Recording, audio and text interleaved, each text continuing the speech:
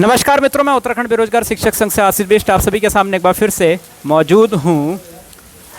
आज यहां पे इस वीडियो में हम प्रवक्ता भर्ती, एलटी भर्ती और पुलिस भर्ती को लेकर यहां पे मुख्य तरीके से बात करने वाले हैं। तो वीडियो को अंत तक ज़रूर देखिएगा और यहां पे जानने की कोशिश करेंगे कि इन सभी भर्तियों को लेकर क्या मुख्य यहां पे खबरें हैं। तो चलिए सबसे पहले यहाँ पे बात कर लेते हैं कि पंचायत चुनाव को लेकर जो फाइनली जो है वो राज्य निर्वाचन आयोग उत्तराखंड की अपडेट आ चुकी है। और आपको बता दें कि यहाँ पे अब आचार संहिता जो है वो 31 जुलाई तक लग चुकी है। तो आचार संहिता यहाँ पे आपको बता दें कि नामांकन की प्रक्रिया अब जुलाई महीने से शुरू होगी और जुलाई महीने तक के अंत तक ही ये समाप्त हो पाएगी। तो यहाँ पे आपको बता दें कि आपके जो चुनाव हैं, हमने कल कयास लगाए थे कि हर चीज़ जो है 3-3 दिन शिफ्ट होगी, लेकिन यहाँ एक बहुत बड़े दिनों का शिफ्ट हुआ है। कह सकते हैं कि पहले चरण के जो चुनाव हैं वो आपके 24 जुलाई को देखने को मिलेंगे, दूसरे चरण के चुनाव हैं वो आपके 28 जुलाई को देखने को मिलेंगे यहाँ पे, और 31 जुलाई को आपको यहाँ पे परिणाम देखने को मिलेगा इन पंचायत चुनावों का।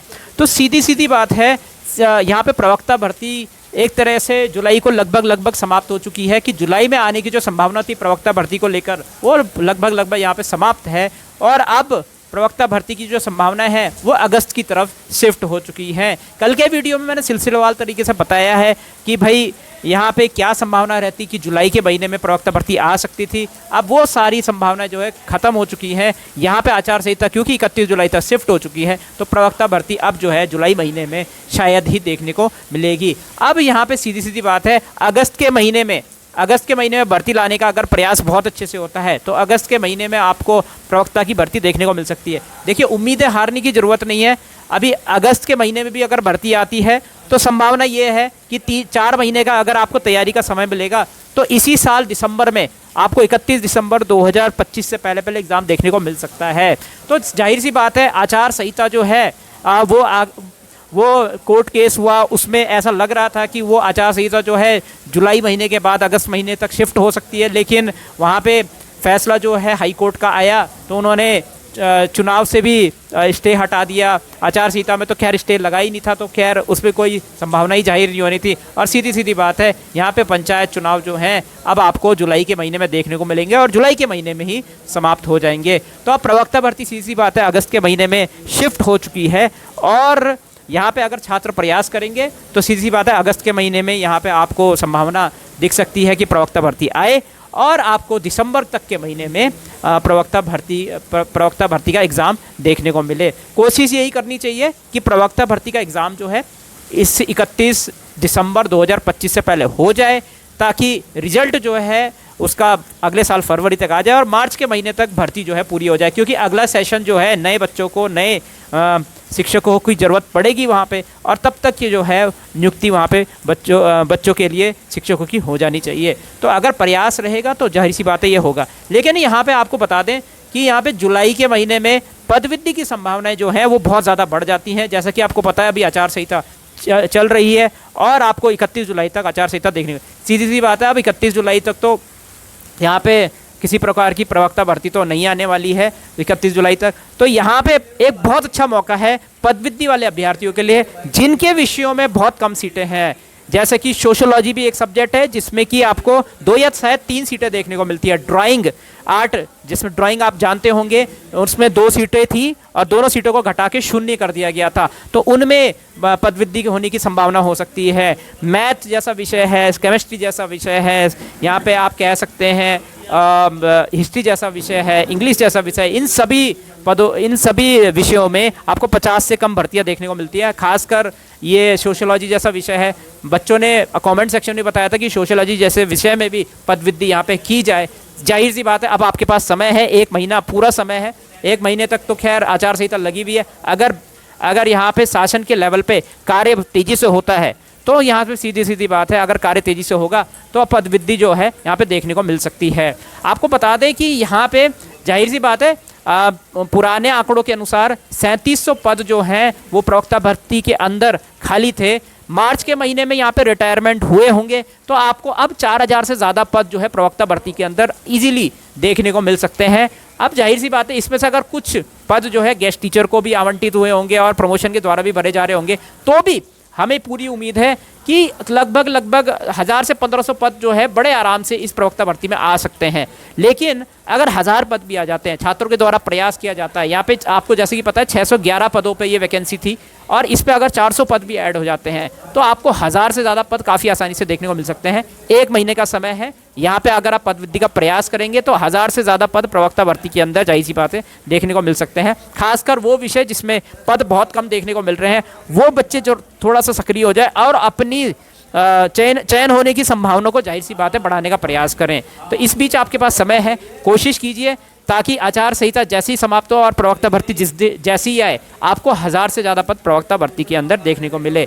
मोटिवेशन के साथ काम कीजिए, इसमें कोशिश कीजिए कि प्रौद्योगिकी को लेकर यहाँ पे लगातार धरातल में काम किया जाए, ज्ञापन सौंपा जाए और अन्य चीज़ें की जाएँ और आंकड़ों के साथ चीज़ें दी जाएँ। तो यहाँ से जैसा कि आपको पता है लगभग जुगरान जी से लेकर हर किसी ने ये बात कंफर्म कर दी है कि 200 पद तो पहले ही बढ़ चुके हैं प्रवक्ता भर्ती के अंदर।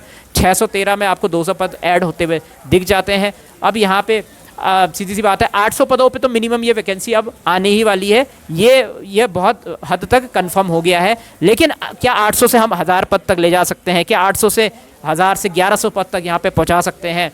इस पे बात आ जाती है और इसके लिए अभी 1 महीने का समय जाहिर सी बात है पंचायत चुनाव में मिल गया है, तो आप कोशिश यहाँ पे कर सकते हैं। एकजुटता बनाइए पद वृद्धि को लेकर और कोशिश कीजिए कि अगले 1 महीने में क्या बोलते हैं 800 से बढ़ाकर 1000 पद यहाँ पे किए जाएं, ताकि भर्ती जैसे ही अगस्त के महीने में आए तो वहाँ पे आपको 1000 पदों में प्रवक्ता भर्ती देखने को मिले। तो अब यहाँ पे अगली न्यूज़ की बात करते हैं। ये बात थी प्रवक्ता भर्ती को लेकर। अब देखिए एक न्यूज़ यहाँ पे ये है कि राम कंडवाल जो हैं वो यूके SSSC गए थे और वहाँ पे विभिन्न सूचनाओं को एकत्र उन्होंने किया है। आइए उन न्यूज़ के बारे में हम बात कर लेते हैं। LT भर्ती को लेकर भी यहाँ न्यूज़ है और पुलिस भर्ती को लेकर भी यहाँ पे खबरें जो हैं वो सामने निकल के आ रही हैं। वो यूके SSSC गए थे, उन्होंने वन दरोगा भर्ती परीक्षा से संबंधित मामले में बात रखी। जाहिर सी बात है यहाँ पे उन्होंने सवाल पूछा था अभ्यर्थियों से कि paper out of the syllabus आया था कि नहीं आया था, तो उस चीज़ को लेकर अभ्यर्थियों ने अपनी जो क्वायरीज़ वहाँ पे दी थी वो क्वायरीज़ वो यूके SSSC में पूछने गए और वहाँ पे उन्होंने इस मामले की बात को अध्यक्ष महोदय के सामने रखा होगा। अब आगे बात करते हैं। पुलिस कांस्टेबल परीक्षा आयोग 27 जुलाई को कराएगा। जाहिर सी बात है यहाँ पे 6 जुलाई को ये परीक्षा होने वाली थी, लेकिन अब वो डेट को शिफ्ट कर दिया गया है और वो परीक्षा जो है वो 27 जुलाई को अब होने वाली है, क्योंकि 3 जुलाई को यहाँ पे कोर्ट में सुनवाई होनी है और जाहिर सी बात है यहाँ पे 6 जुलाई को परीक्षा होना मुमकिन नहीं नज़र आ रहा था, क्योंकि डेट पे डेट यहाँ पे हाई कोर्ट में मिलती जा रही है और आपको अगली हियरिंग जो है वो 3 जुलाई को देखने को मिल सकती है। तो यहाँ पे आयोग ने ये डिसीज़न लिया कि 6 जुलाई की जगह अब 27 जुलाई को यहाँ पे परीक्षा हो सकती है।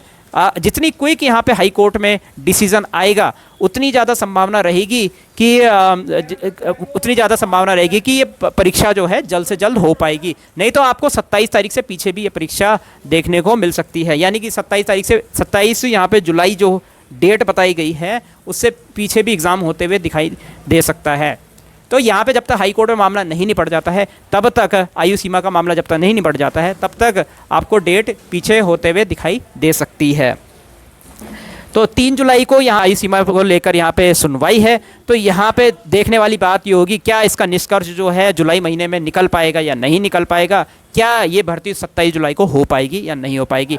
आपका क्या कहना है नीचे कमेंट सेक्शन में ज़रूर बताएं और बताइए कि क्या लगता है आयु सीमा यहाँ पे बढ़ पाएगी या नहीं बढ़ पाएगी, या फिर आपकी जो भी प्रतिक्रिया है कि इतना समय इसमें लगना चाहिए था हाई कोर्ट में इस केस को लेकर या नहीं लगना चाहिए था, या जल्द से जल्द इसका कंक्लूजन जो है निष्कर्ष जो है यहाँ पे निकलने देना चाहिए था।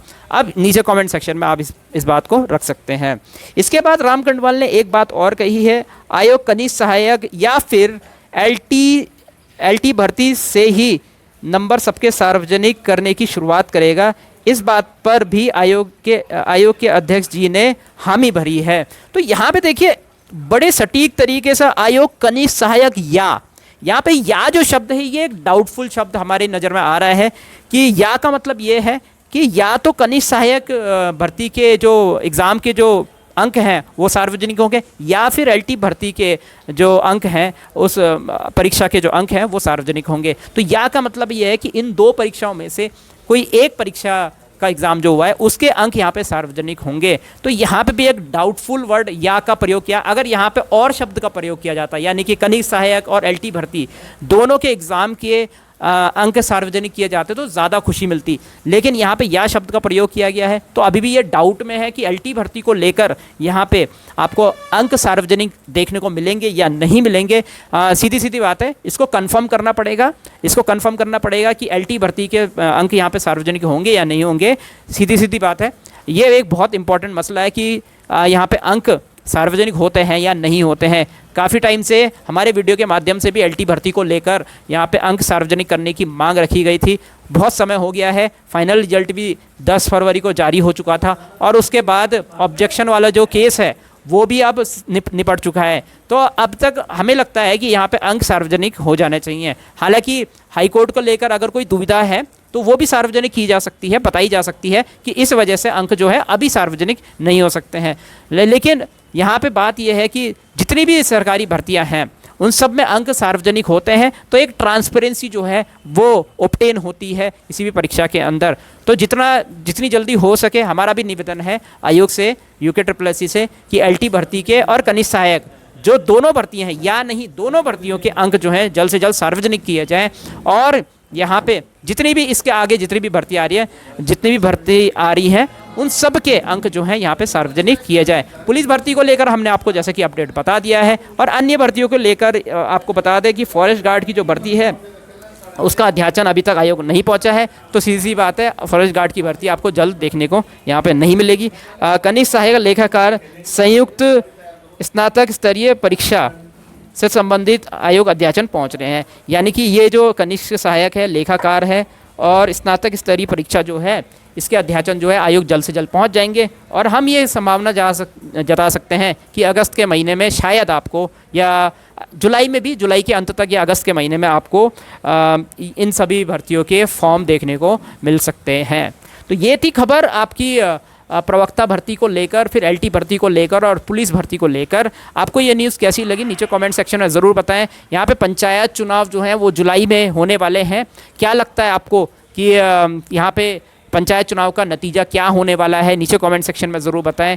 आपकी जो भी प्रतिक्रिया है जिस भी भर्ती को लेकर नीचे कमेंट सेक्शन में बताएं और बताएं कि प्रवक्ता भर्ती को लेकर पद वृद्धि क्या 1000 से अधिक पदों पे हो पाएगी या नहीं हो पाएगी, उसके लिए क्या क्या प्रयत्न हो सकते हैं। एलटी भर्ती को लेकर अंक जो है वो सार्वजनिक हो पाएंगे या नहीं हो पाएंगे, या होने चाहिए या नहीं होने चाहिए। कनिष्ठ सहायक भर्ती के वन दरोगा को लेकर भी वहाँ बातचीत हुई है। देखते हैं आने वाले समय में वन दरोगा भर्ती को लेकर जो अभी छोटी मोटी कह सकते हैं जो बच्चे यहाँ पे सवाल उठा रहे हैं उसको लेकर क्या कंक्लूजन निकलता है उस पर भी नज़र रहेगी। और यहाँ पे बाकी की जो भी भर्तियाँ हैं उसको लेकर राम कंडवाल ने यहाँ पे आपको अपडेट दी है और हम भी आपको चैनल के माध्यम से इस प्रकार की अपडेट देते रहेंगे।